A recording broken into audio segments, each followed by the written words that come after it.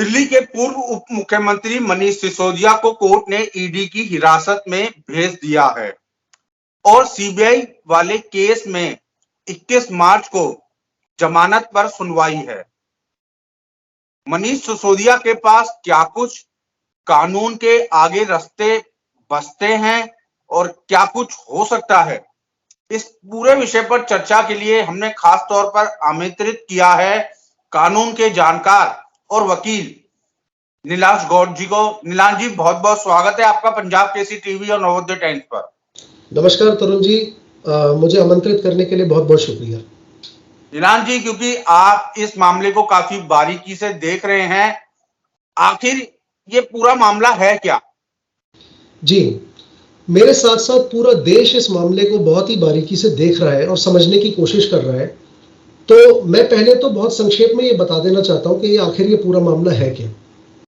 ये पूरा मामला दिल्ली की लिकर पॉलिसी ऑफ 2021-2022 से रिलेटेड है। अब जो आरोप मनीष सिसोदिया जी पे लगाया जा रहा है वो संक्षेप में ये है कि इस लिकर पॉलिसी की इम्प्लीमेंटेशन के दौरान एक कॉन्स्पिरेसी बनाई गई जिसके तहत होलसेल बिजनेस प्रॉफिट देने के लिए सर्टेन प्राइवेट स्टेक होल्डर्स को, जो कि ये कहते हैं एलिगेशंस में कि 12% तक का प्रॉफिट देने के लिए टू प्राइवेट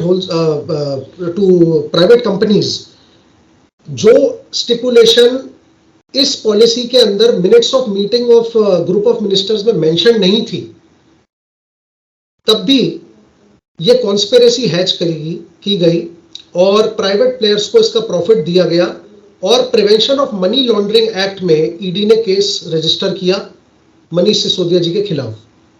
अब ये तो रही एलिगेशंस। अब मैं आपको थोड़ा सा एक क्रम बता देता हूं कि अब तक क्या हुआ है इस केस में। देखिए, ईडी ने इनकी मनीष सिसोदिया जी की 26 फरवरी को अरेस्ट होती है और इनको जुडिशियल कस्टडी में भेज दिया जाता है, जहां जुडिशियल कस्टडी में ये चल रहे थे।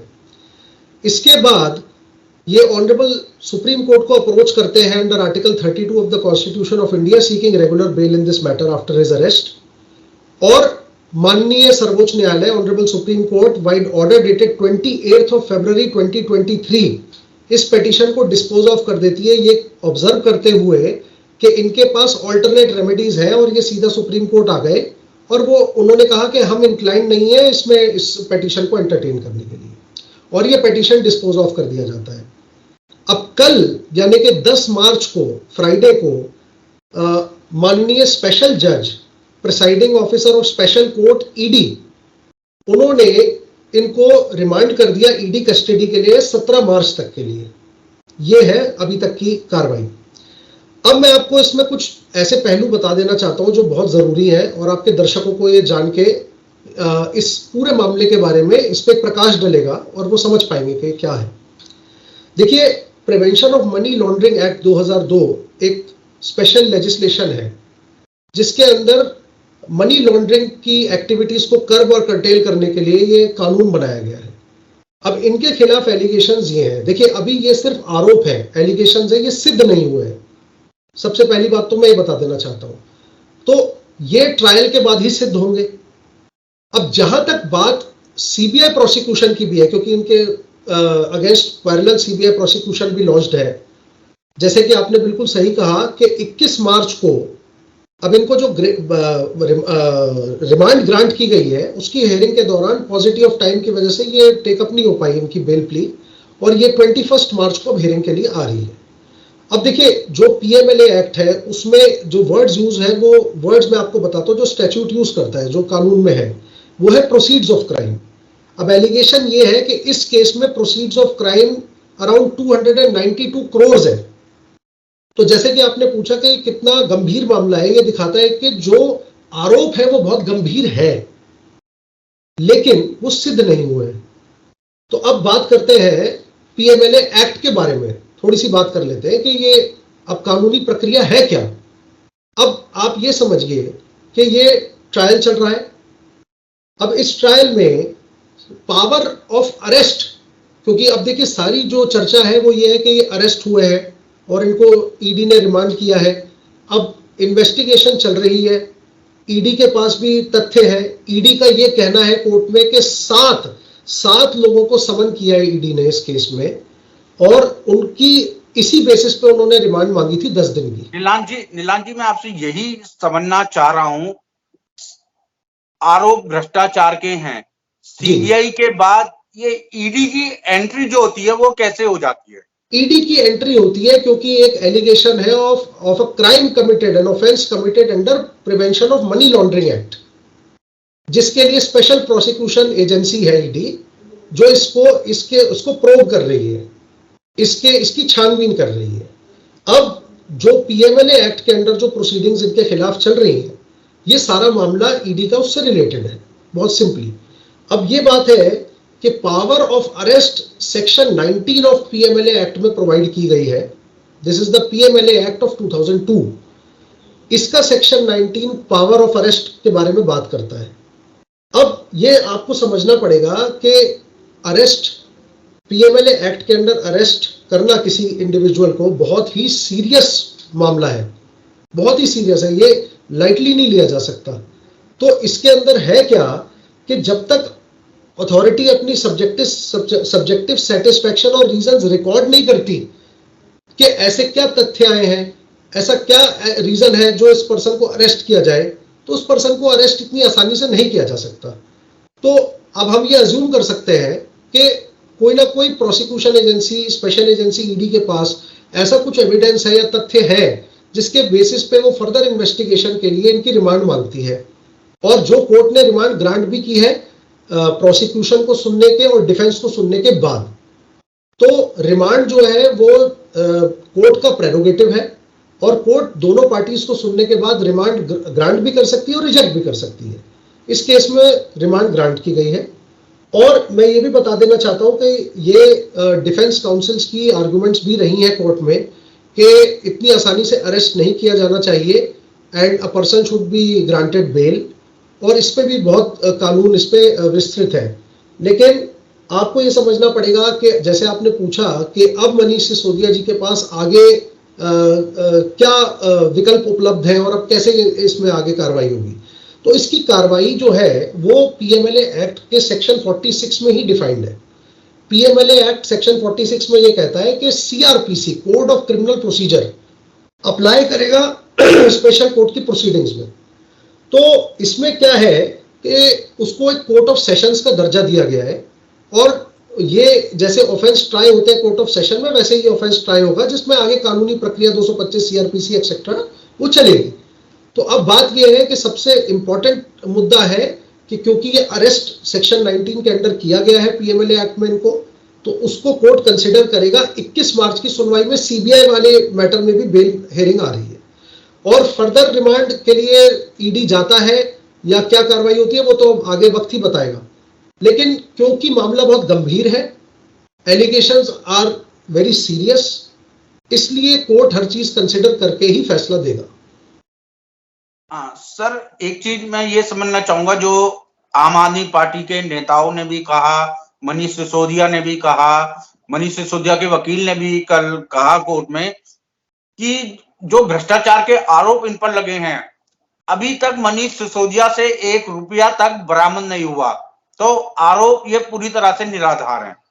देखिए, ये फैसला वो नहीं सुना सकते कि आरोप निराधार है, वो तो कोर्ट सुनाएगी।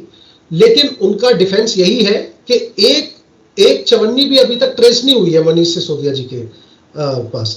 तो ये जो है, ये जो ट्रेल ऑफ मनी होता है मनी लॉन्ड्रिंग एक्ट में, यही सिद्ध करना होता है प्रोसिक्यूशन को कि ये जो पैसा है, ये ट्रेल ऑफ दिस मनी ये कैसे इनसे लिंक कर पाए। और अभी तक उनका ये कहना है, और क्यों उन्होंने कोर्ट में ये अपनी दलील भी रखी है कि 1 रुपया भी अभी तक इन्होंने ट्रेस बैक नहीं किया है मनीष सिसोदिया जी पे। बट वो माननीय न्यायालय उसको कंसिडर करेगा और उसके ऊपर फैसला सुनाएगा इवेंचुअली। लेकिन अभी जहां तक बात है, ये जो मामला था वो सिर्फ रिमांड का चल रहा था कि क्या इसकी ईडी को रिमांड इनकी दी जाए फॉर फर्दर इन्वेस्टिगेशन, और जो भी तथ्य आते हैं ये अपना डिफेंस वहां रखें और तथ्य रखे जाएंगे, और उसके बाद इस पे आगे कार्रवाई होगी, फर्दर इन्वेस्टिगेशन होगी जो कोर्ट के सामने रखी जाएगी। मनीष सिसोदिया क्योंकि मनीष सिसोदिया का मंत्रालय या अन्य जो अधिकारी लोग हैं वो लोग पॉलिसी बनाते हैं। एक नई पॉलिसी इन लोगों ने बनाई, उस पॉलिसी को भ्रष्टाचार कैसे कोर्ट में या पॉलिसी को कैसे ये साबित कर सकते हैं कोर्ट के अंदर? देखिए, ये चैलेंज इस पर से इस पॉलिसी के ऊपर नहीं है, ये इस पॉलिसी की इंप्लीमेंटेशन में ऐसा इनका आरोप है कि इस पॉलिसी को इंप्लीमेंट करते हुए कुछ प्राइवेट कंपनीज को इन्होंने अनड्यू प्रॉफिट दिया और ये जो क्राइम इन्होंने कमिट किया है एलिजेडली, इसके प्रोसीड्स ऑफ क्राइम इन तक पहुंचे। तो आपको ये समझना बहुत जरूरी है कि ये पॉलिसी को चैलेंज नहीं कर रहे, पीएमएलए एक्ट जो प्रोसीड्स ऑफ क्राइम आए हैं ये उसके ऊपर जा रहे हैं।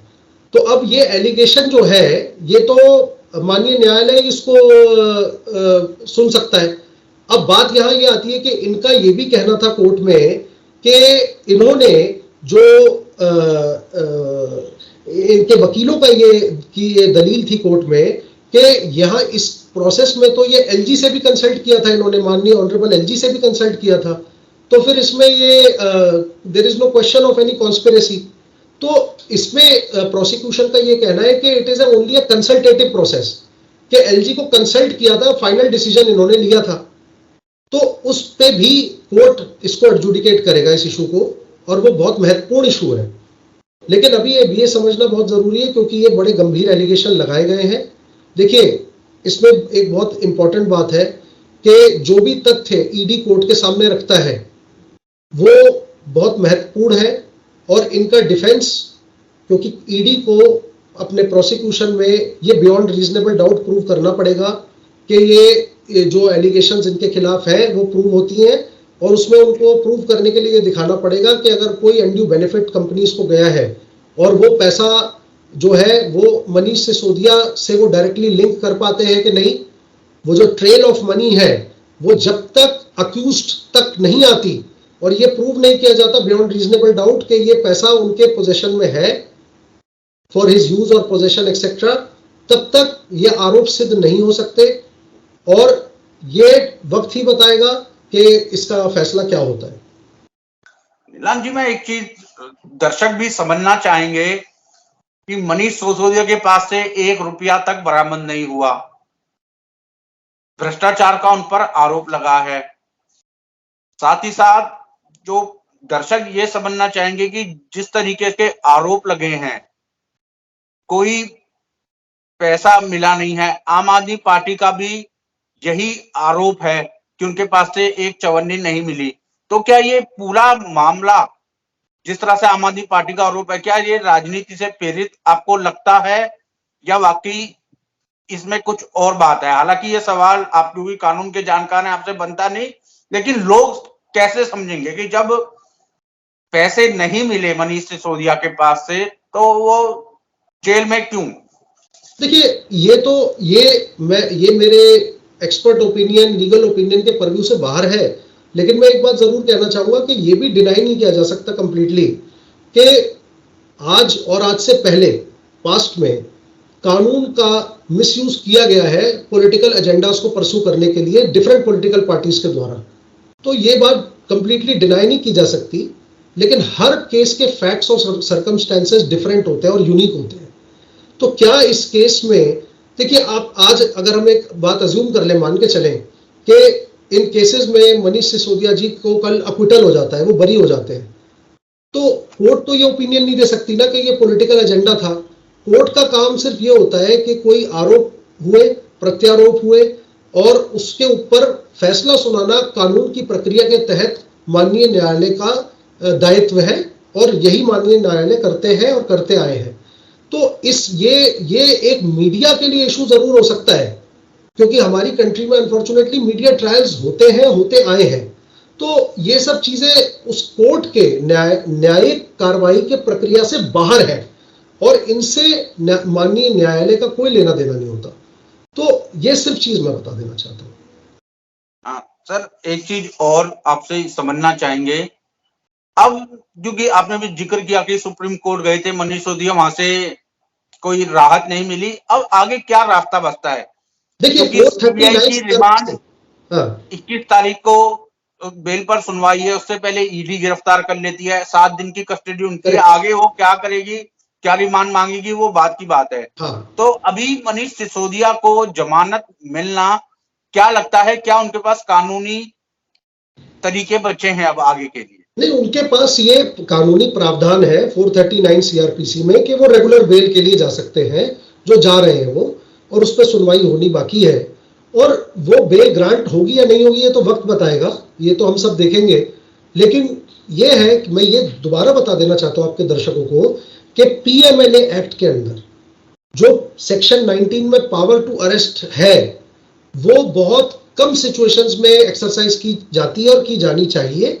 अगर एलिगेशंस बहुत ग्रेव है, ऐसा कोई एविडेंस आया है, सीरियस एलिगेशंस पे ऐसा कोई एविडेंस आता है जो ये वारंट करता है कि अथॉरिटीज रीजंस रिकॉर्ड करे कि अरेस्ट क्यों जरूरी है इस केस में फर्दर इन्वेस्टिगेशन के लिए। अच्छा, इनका ये भी कहना है, मनीष सिसोदिया जी के पक्ष का ये कहना है कि ये कोऑपरेट कर रहे हैं, असिस्ट कर रहे हैं, तो इसमें अरेस्ट और रिमांड की कोई जरूरत नहीं है। लेकिन रिमांड जो है वो प्रेरोगेटिव है कोर्ट का, और रिमांड प्रोसिक्यूशन एजेंसीज का भी प्रेरोगेटिव है। तो जुडिशियल कस्टडी एक तरफ और स्पेशल प्रोसिक्यूटिंग एजेंसीज की रिमांड एक तरफ।